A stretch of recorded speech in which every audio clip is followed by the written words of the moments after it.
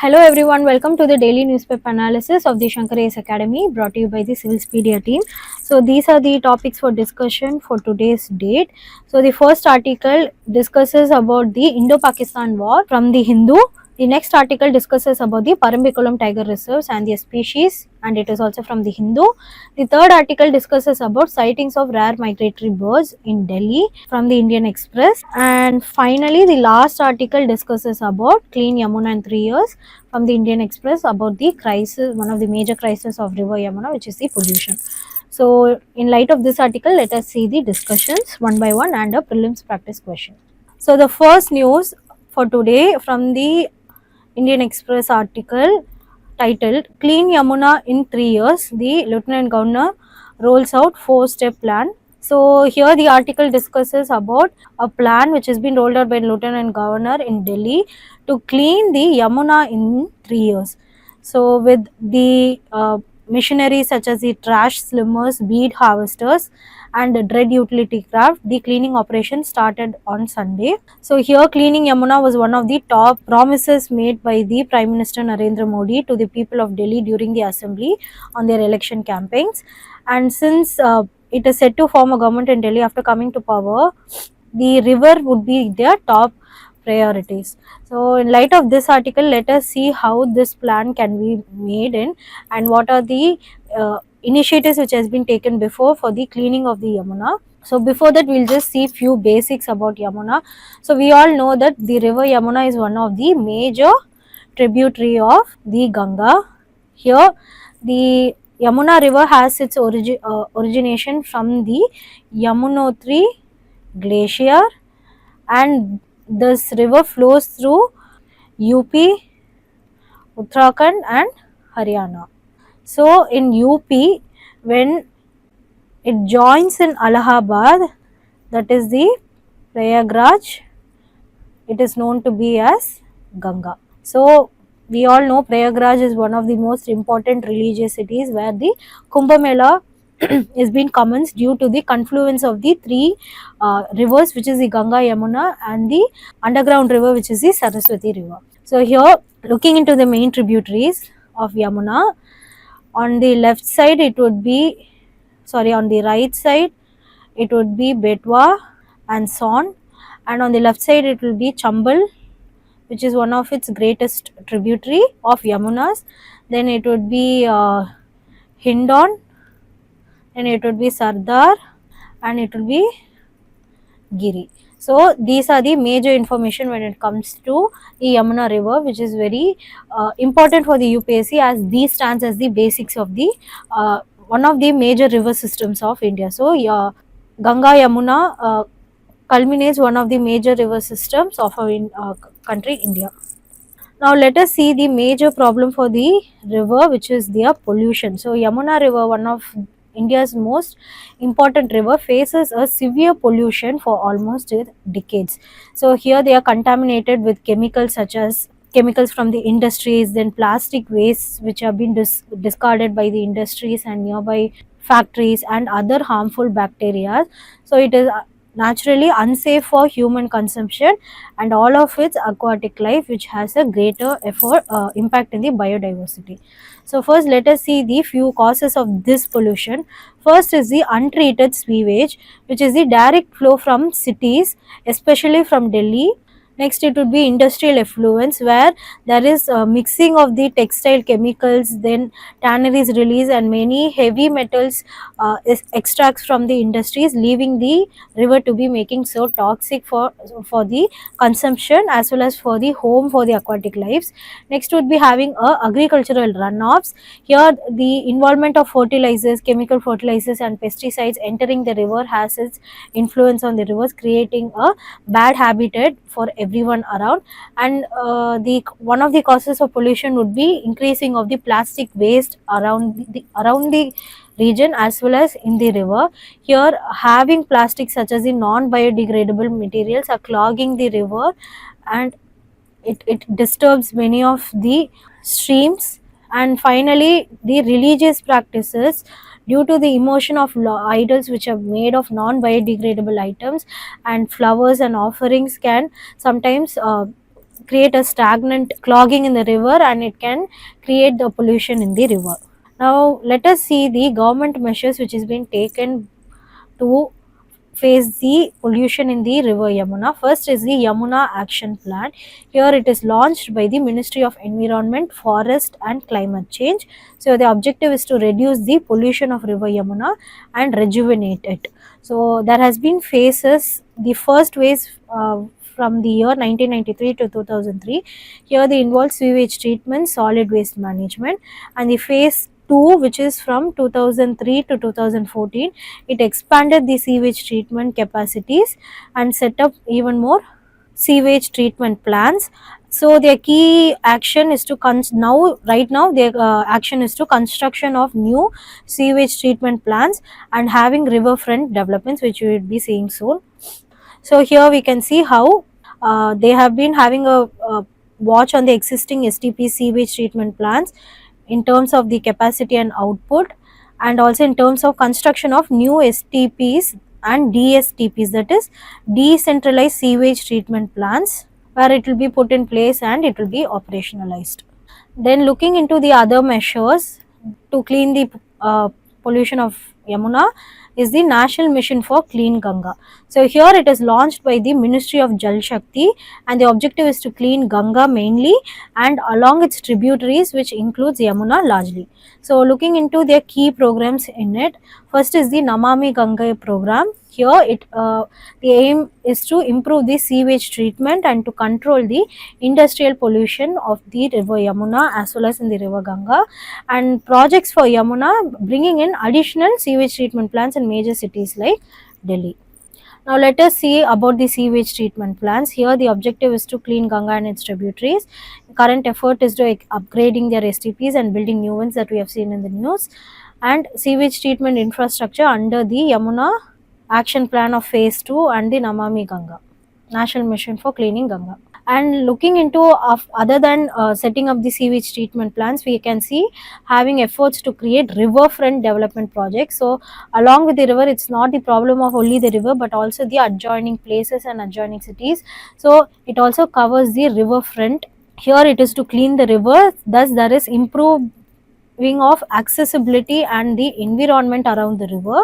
And the government plan is to bring in waste management systems having green covers near the riverfront and the adjoining places, and also having sewage networks, so there is clean management of anything associated nearby the river. So the main one of the initiative that they have also taken is to bring in public awareness campaigns.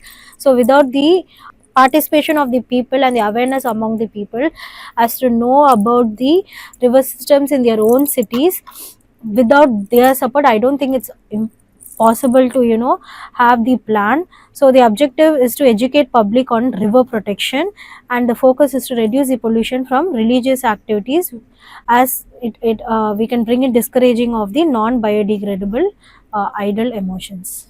And the other plan is to waste to energy plants, converting waste into energy or compost. So there is a little bit discardation of the waste in the river in itself, thus to reduce the burden on the river. Now looking into the challenges in cleaning Yamuna, first would be the high population density along the river. So it flows through one of the India's densely populated area, which is the Uttar Pradesh, and the adjoining cities and adjoining states. So it is very difficult for cleaning the Yamuna when it has high population and high urbanization, as it has impact on the high urbanization of the, as there is influx of lot of people along with the goods and services. So there is involvement of lot of materials discarded in the river in itself, thus looking into the complex nature of pollution sources. So it's not just about a factory or industry, it is also about having sources from different environmental scenario due to the urbanization and rapid population increase. Thus, there is a need for sustained efforts and community participation. So, I hope the article is clear. Now, let us move on to a prelims practice question. Which tributary joins the Yamuna near the city of Agra? And the right option would be Kent. So, the next news titled Surge in sightings of rare migratory birds in the capital, which is the Delhi, defies the national trend. So, here the overall count of the migratory birds across the country, especially during the winter, has been low according to the experts. But in Delhi, it has restored ecosystem turns in the capital have defined this national trend with the arrival of the rare sightings by the avian survey conducted in Delhi, which is called as the Big Bird Day count. So here they count on the winter migratory birds by the Delhi Development Authority, which includes 7 biodiversity parks. So here avian survey is nothing but it's just a fancy word for taking in the survey of birds and the species communities. So let us see about the what all of these species are being in the capital city of the biodiversity park and their impact on the biodiversity. So in the last article I would have told how Yamuna flows through Uttarakhand, Uttar Pradesh and Haryana, and it also flows through Delhi, which is through the Agra. So in Delhi Development Authority and the biodiversity park, it has been established in multiple biodiversity parks across Delhi. So their key biodiversity parks would be around the Yamuna, around the Telepath Valley, around the Neela Horse, around the Aravalli Northridge, around the Tughlaqabad and in the Kalindi. So as I mentioned before, according to the Delhi's Development Authority, there are 7 biodiversity parks. Their main objective is to conserve the biodiversity present in the region of the Delhi and to bring in and to protect the genetic diversity on those biodiversity parks. Next is to protect the rare, threatened as well as the endangered species which is part of the biodiversity parks, and to enhance the environmental awareness and protect it on a whole basis. So among the Delhi Development Authority, among the 7 biodiversity parks, Asita East Biodiversity Park is a part of it. So here Asita is another name for the river Yamuna, and they are part of the Yamuna Riverfront Development Project. So before that, the Asita East Biodiversity Park was previously a degraded land, but now it is a thriving ecosystem. So it was restored. Before it was a degraded land, but it was restored through creating catchment areas, which is nothing but the watersheds, creating floodplains, grasslands, and bringing in a protective environment for the habitats of the birds and the species present. So here it involves 197 hectares on the Yamuna's eastern bank. It also includes 2.5 hectare of the wetland supplements along with 16 plus million liters of water. So we can see how important one of the biodiversity, which is the Asita biodiversity, which is part of the Yamuna water system, is very important for sighting of these rare migratory species, and it brings a overall trend to understand. So here, according to the Delhi on their big count survey, that is the Big Bird Day count, as we have seen in the newspaper, there are in the national trend how during the low winter migratory period there are less migration of bird count, but in the Delhi's along the 7 parks it defies this trend, and it has been divided. So among the 7 parks, in the biodiversity parks such as the Kalindi, Yamuna, Telepath and Tughlaqabad, here there is an increase of the sighting of those rare migratory birds, but there has been a decrease in the other 3 biodiversity parks, that is the Neela Horse, Aravalli, in the 2, which is the Aravalli Northern Ridge. Here in Aravalli, first it was like 58, but now right now it is almost 53. So we can see how it is important to look into the trend, but overall there is a surge in the bird count. Now looking into the special bird sightings, first let us see what all the birds present in the regions. First, in the Aravalli and Northern Ridge, here are collared scooped owl, booted eagle. In Tughlaqabad, it's Sikir, Malkoha, which is very rare, and in Yamuna we can see these species which is really tough to be pronouncing, but I hope we can be aware of these species, which is also been given in the newspaper. This is a bit interesting article. You can sit and you can read this article. So here we can see different species in different places. In Telepat Valley, the crested serpent eagle, the honey buzzle eagle was spotted, and here we can see the information about the different species being spotted. So spotting of those rare species is being divided through different regions. Now let us see the reasons for the recovery. First, it was, as I told before, it was a very threatened land. First is having Yamuna river basin and Aravalli hill ranges restoration. And in the last article we did see how there will be affluence from the industries from the Delhi, but here there has been a major change in the Yamuna river which has been present in Delhi. Next is having conservation efforts, for example, paleo channel identification, soil enrichment, weed removal, and habitat restoration. So for here, for example, paleo channel means identifying those rivers which has been lost. Especially, for example, we can take the Saraswati river. Here, retaining of those rivers would be known as paleo channel identification. And next is finally having positive impact on species diversity and ecosystem resilience. Now, I hope the article is simple and clear to understand, and let us see a prelims practice question. Which of the answer is right? It is about the Delhi Development Authority. It has developed biodiversity parks for which one of the following purposes? So, option 1 and 2 are right. Here, for the conservation of natural heritage, to promotion of the environmental education, and not third, as sustainable urban infrastructure development is not included.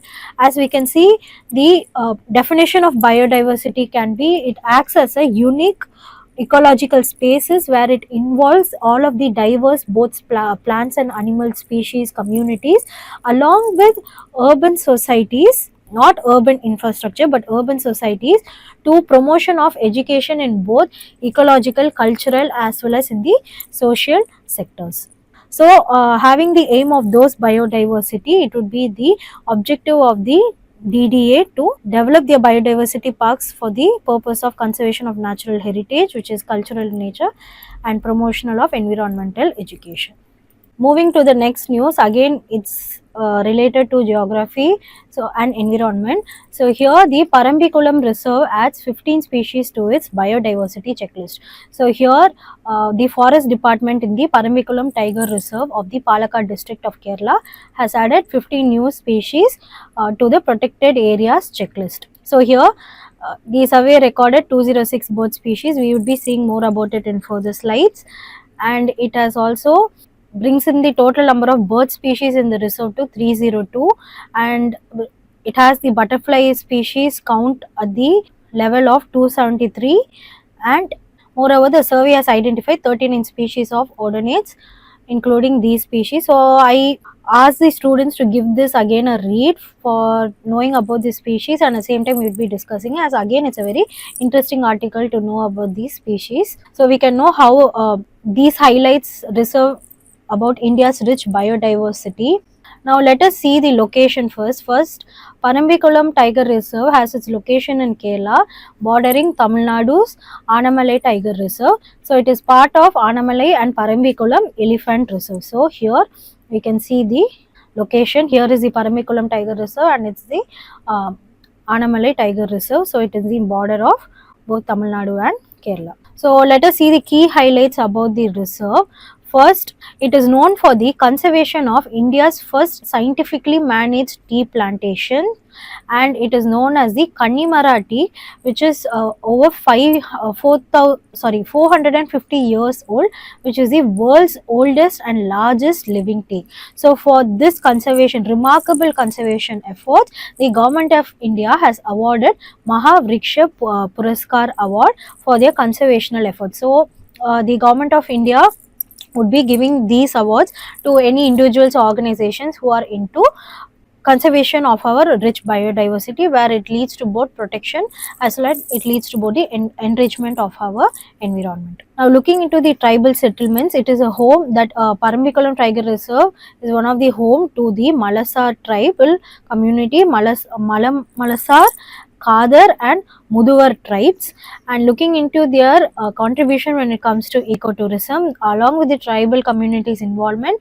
there are also a lot of ecotourism activities like trekking and bamboo rafting, where it enriches the community's participation as well as for the tourism of our India altogether. Now, looking into their sustainable practices of the same tiger reserve, they have gotten awards for being the best managed tiger reserve for sustainable conservation.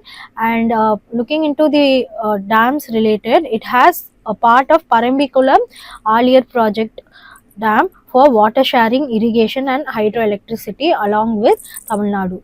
So we can see how the Parambikulam Tiger Reserve is part of one of the most important biodiversity hotspot, which is the Western Ghats. It has the Western Ghats heritage, where we all know that Western Ghats is one of the UNESCO listed biodiversity hotspot, and it is also home and to many endemic flora and fauna species, as we have seen a lot of species count in the news article. So all of this information is having its source from the article in itself.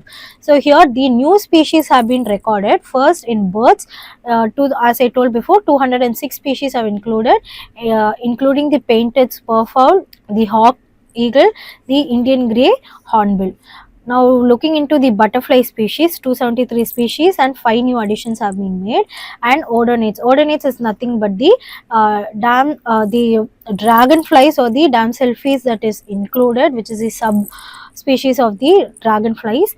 These new 3 species have been included.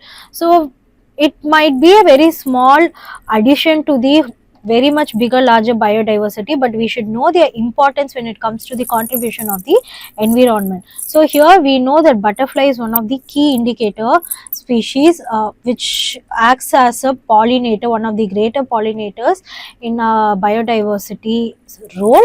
And also the count of butterflies indicates the health of the biodiversity, as they are very sensitive to its changing conditions of the environment as well as to the climate changes. Same with the odonates, they are known to be very sensitive to the water and the temperature. So them having their homes in the water will syndicate the water health of that particular river or a lake or anything. And at the same time they are known to be the predator. For example, they are known to be predator for the mosquitoes, so they act as a key species in keeping our biodiversity clean and keeping our biodiversity healthy. So such species actually indicate the biodiversity health. So it is very important to know about these species and their additions in the larger perspective of biodiversity in a whole. Now looking into the endemic mammals which have been home in that Parambikulam Tiger Reserve. So endemic is nothing but a species which is particularly present in a particular geographical location. So first is the lion tailed. Here they critically dependent on the evergreen forest. Next is the Nilagiri langur. Here they are leaf eating monkeys and they are endemic to the Nilagiri hills.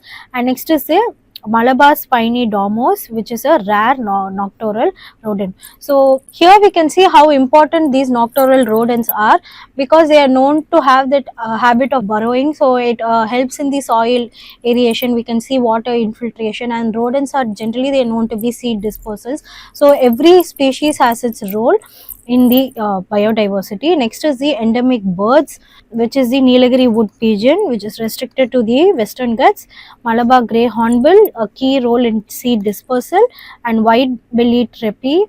So it would be having a long white tail as a feather tail, as striking black and white trepi. Next, endemic reptiles and amphibians found in the Parambikulam Tiger Reserve. First one is the Travancore tortoise. Here they are rare to the tortoise unique, which is endemic to the Western Ghats. And next is the type of frog, which is a rare bush frog, and this is their name. And also it is home to the endemic floras. For example, these are the endemic floras or the scientific names, where it is one of the tall tree with aromatic resin, which is the Vateria indica. The Mesua is valued for timber and medicinal properties, and the Indicus is dominant for as a rainforest species. So I hope the article is clear and easy to understand. So if you give a read about the species in the article, it would be even more clear. Now let us see a prelims practice question. Which of the statements are correct? All the statements are right. So about the Parambikulam Tiger Reserve, it is located in the state of Kerala, shared boundary with Tamil Nadu, part of the Western Ghats, known for its rich biodiversity. The Parambikulam Dam, one of the largest reservoirs in Kerala, is located within the reserve, and all the three statements are right. So now moving on to the last article. Here I think so far we have seen enough geography and environment articles. Let us see a history article for a change. So here, after uproar, Uttar Pradesh officials restore school name honoring war hero Hamid. So here in Uttar Pradesh, a school was named after honoring a soldier called Abdul Hamid, who was part of the India-Pakistan war hero, who is recognized as a war hero in which happened in 1965. But recently, the school has been changed their name from his name. So this has been raising a lot of conflicts. So in light of this article, let us see the idea about the Indo-Pakistan War, and also Abdul Hamid is a Paramveer Chakra awardee. So in light of this articles, let us see the kinds of awards that has been given for the bravery act of our soldiers and so on. First, we should have an idea about the Indo-Pakistan wars. So the first Indo-Pakistan war, which happened in the 1947, the first Kashmir war. So after the partition, in 1947, the Jammu and Kashmir was independently ruled by Maharaj Hari Singh. So here he was very indecisive to be part of the whole India. So he wanted to rule Jammu and Kashmir independently. But after the Pakistan tribal invasion in the Jammu and Kashmir region, he signed the instrument of accession, that is joining of the Jammu and Kashmir along with the India in October 26, 1947. So this has led to having a full-fledged conflict between India and Pakistan for the upcoming years related to the issue of both Jammu and Kashmir and Pakistan. Now let us look into major events. Overview about the major events in 1947 to 1948. First is the Pakistani tribal invasion, which happened in 1947. Here, tribal forces have attacked the Kashmir and they have massacred the civilians in the Baramulla. So Baramulla is a place in the Jammu and Kashmir. So if you see the map of Jammu and Kashmir, we can locate Srinagar, and downfall to it on the western side, you will be seeing places such as Uri, you will be seeing places such as Baramulla. So it is somewhere near to the borders of Pakistan. So in then the next major event would be India's army response. Here troops were airlifted to Srinagar by our Indian army, where they pushed back the Pakistani forces. So in the battle of Poonch and Uri, which has happened in 1947-1948, here there were a lot of strategic towns implemented by our Indian soldiers, where they halted the Pakistani military and tribal groups and their advances, which further led to the conflict. So one of the next event, Brigadier Mohammed Usman have brought in the battle, where he defended the place Naushera from the Pakistan's invasion, and he was posthumously awarded the Mahavir Chakra. And finally, the Operation Vijay, which happened in the 1948, it captured the Leh and Kargil, which secured the Ladakh, and the Major Somnath Sharma, who was part of this event, was awarded the first Paramveer Chakra award. So after the first Indo-Pakistan war, we need to know the outcome of 1947 to 1948 war. First, after the Operation Vijay, India lent its aid to the UN, where there was UN intervention and ceasefire in January 1 of 1949. Here the ceasefire brokered to the division of the whole Kashmir in itself. So the idea, that is the line of control, was established, which is Indian administered Jammu and Kashmir, and it has also places such as the Pakistan occupied Kashmir, which was here. The Jammu and Kashmir was, we all know that it was divided into through the line of control, and also the areas were divided into Indian administered Jammu and Kashmir and Pakistan occupied Kashmir, which is the POK, including the Gilgit and the Baltistan places. Here Kashmir remains still a disputed region, leading to even more further wars in the 1965, 1971 and in 1999. Now the Indo-Pakistan War of 1965, here it was fought between Jammu and Kashmir between the August and September of 1965. Pakistan had launched the operation called Gibraltar to incite the rebellions from in the Kashmir, and they were the war was confronted as the tribal communities as well as the militant groups from the Pakistan were living their lives as a commoner Kashmir, so it had led to even more conflict. Next, large scale tank battles, air combat and infantry engagements. Now let us look into the key events in the 1965 war.